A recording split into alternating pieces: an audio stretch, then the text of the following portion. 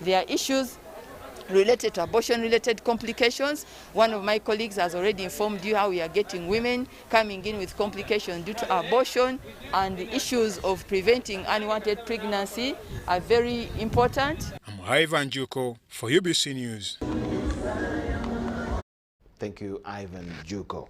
Ministry of Agriculture, Animal Industry and Fisheries seek to recruit more 2,000 extension workers to ease the agricultural system as well as close the gaps facing the agricultural sector in the country.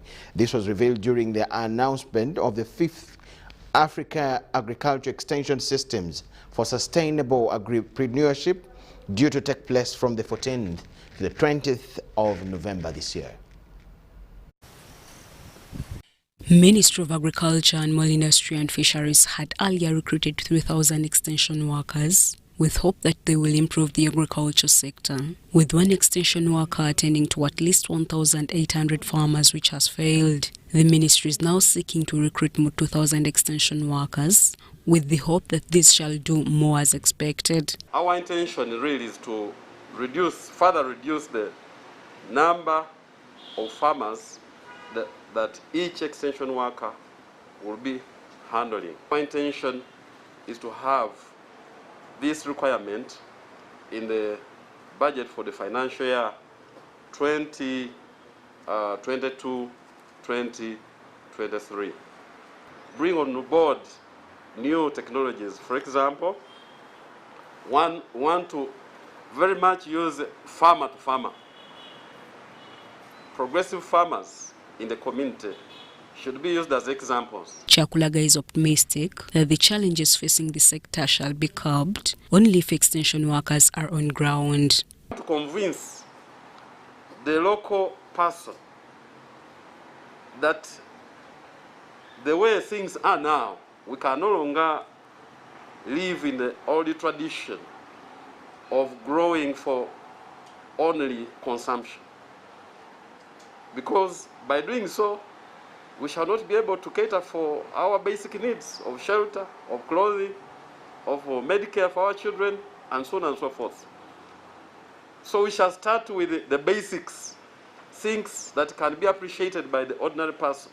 This was during the unveiling of the 5th Agriculture Extension Week that's expected to bring together 45 countries.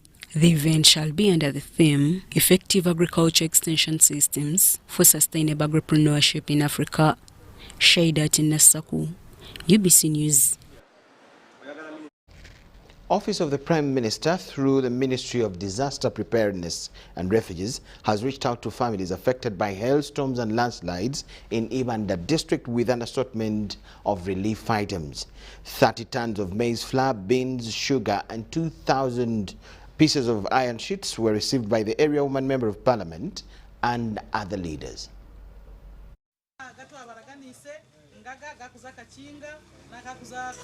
Government has reached out to the victims of hailstorms and landslide in Ibanda district with an assortment of relief items. The items include 30 tons of maize flour, beans, 2,000 kilograms of sugar and 200 pieces of iron sheets. I can't forget to thank His Excellency, the President of Uganda, because this is his effort. If it was not him, we would not even have gotten all this relief. Because I don't think there is a minister who can come in a district and donate all this other than when he has the directive from the President. I really thank him so much because he really has shown us that really he loves Uganda. Even the LC5 chairman has asked local leaders in the affected communities to distribute only to the affected families. Those people who are not affected not to come for this relief aid. This relief aid is specifically meant for those ones whose crops and the animals and houses were destroyed by the hailstorm. The victims have applauded government's gesture of coming to their rescue at such a time. Mukobe nozafuteka amahega obanza wacura washoberwa mwene nakuyafutera mbaza kurya abantu bona bariyo bashemerirwa bakazi bona baryaha abashisha bariyo bakwatira kimwe akahunga n'ebihimba ngene twansaba government nehangare tubajongere kishanja. Hundreds of households were affected by hailstorm and landslides in the areas of Kachinga, Kashozi, and others in Ibanda North. Joseph Bule, UBC, at Ishongoro Sub-County in Ibanda District.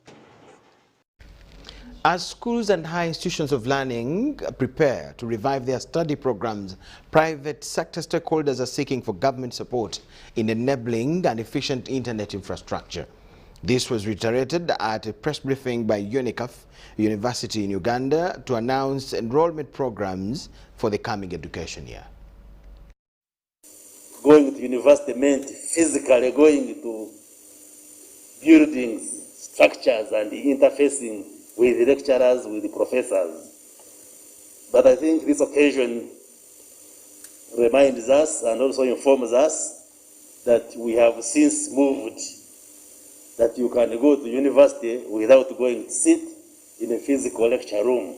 The organization set up the state-of-art digital platform, which is a virtual learning environment, to enable students access higher education from anywhere and at any time. So that's the platform that we do use as UNICAF University, and it is available 24/7. Definitely there are challenges, that one is without doubt. One of the challenges is internet connectivity. The second one is the cost. So these are serious problems, and we have been exchanging ideas and raising them at government level, so that the responsible agencies, Ministry of ICT, Uganda Communications Commission, and the others can take them up. So there are issues that we are aware of, but we're also aware they're not easy issues to solve in a short time. But we are talking about them, and hopefully, slowly by slowly, we should be able to see a difference in the next few years. See Lunchtime News. We thank you so much for watching. Let's take this short break. Please keep it with us.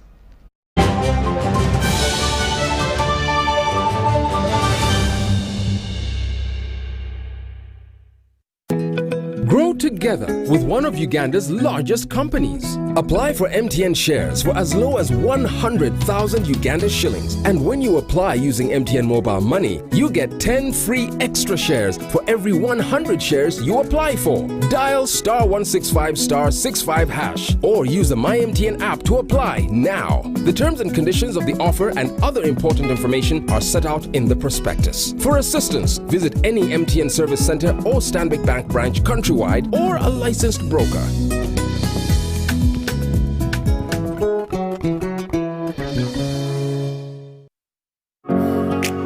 It's no secret that ICT makes learning easy. The strides made in our field couldn't be possible without it.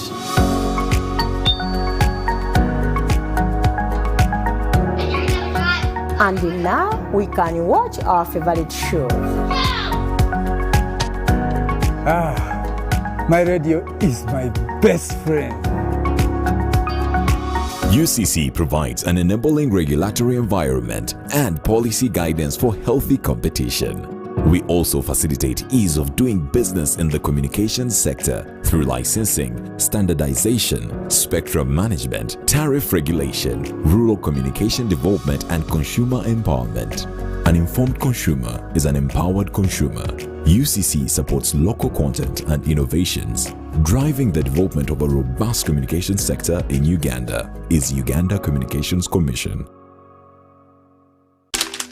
You know, you could just buy a new smartphone from anywhere in Uganda. Dial *175*94# to activate their 100% double data bonus offer on weekly or monthly bundles for 3 months. Better yet, you automatically receive free 1 GB valid for 30 days. You are hooked already, aren't you? Enjoy 100% double data bonus from Airtel. Buy a smartphone from anywhere in Uganda and insert an Airtel SIM card. Dial *175 *94 hash to activate a 100% data bonus offer on weekly or monthly bundles, valid for 3 months. Dial *175 hash and select your preferred bundle to activate a 100% data bonus offer on weekly or monthly bundles, valid for 3 months. Airtel, the smartphone network.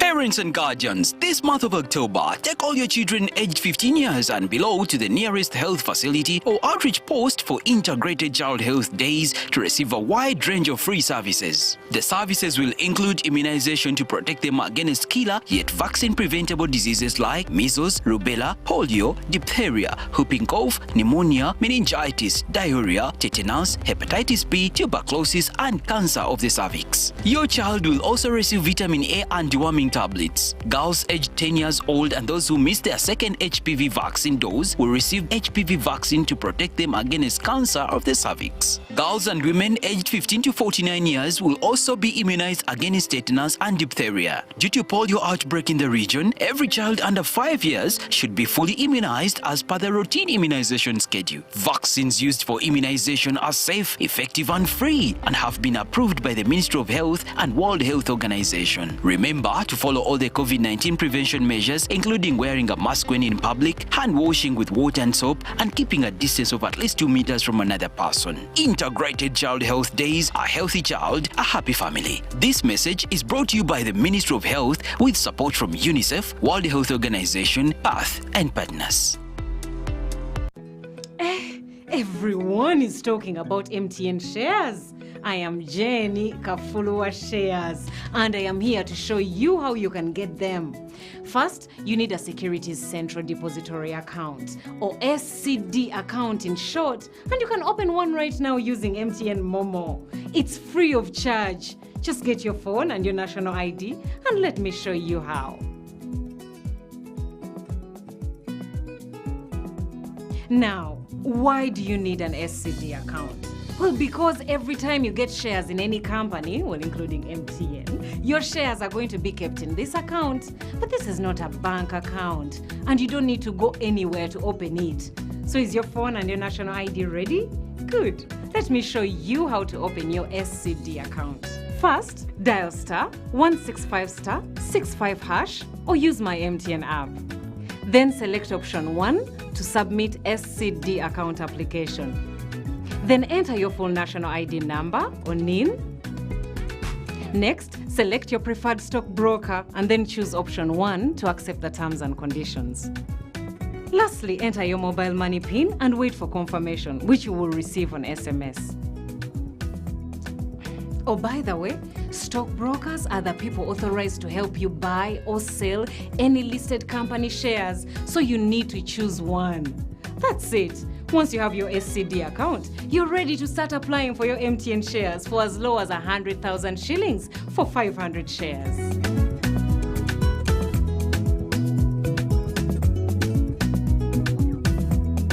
Everywhere you go, MTN.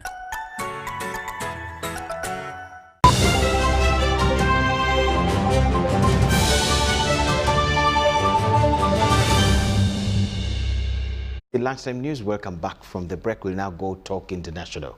We have always heard about Afghanistan having issues, apart from the wars and all that. Currently, they're facing a food crisis, and this has affected the whole population in different ways. Let us see the details. Despite being an agricultural country, Afghanistan has never been able to produce enough food for its people. Lack of enough rainfall has worsened food insecurity this year, and Afghanistan now heavily relies on imports. But drought is also affecting neighboring countries, so Afghanistan has to pay more for basic commodities. Wheat and rice are imported from neighboring countries such as Tajikistan, Uzbekistan, Kyrgyzstan, Kazakhstan, and Pakistan. We need those commodities because Afghanistan is not yet self-sufficient. Farmers say this year's drought is harsher than previous years, and the wells that they use to irrigate farmlands have all dried up. 5 years ago, the situation was better because water flowed down the mountains. Now springs and wells have dried up. This year drought has driven up the prices of basic commodities. The pandemic has made things even worse, preventing people from earning a living and disrupting the free flow of goods into the country. Domestic products don't suffice, and because the commodities are imported, the prices are high. Borders are closed, so imports and exports are blocked. It's hard for people to meet their basic needs, and most people working in the government are getting no salary. Our currency has also lost its value. The Taliban say foreign forces are also contributing to the current food crisis. The other reasons for the food crisis are the blockage of international aid and the freezing of Afghanistan's assets by other countries. Forces of nature like drought are beyond any government's control, but access to aid in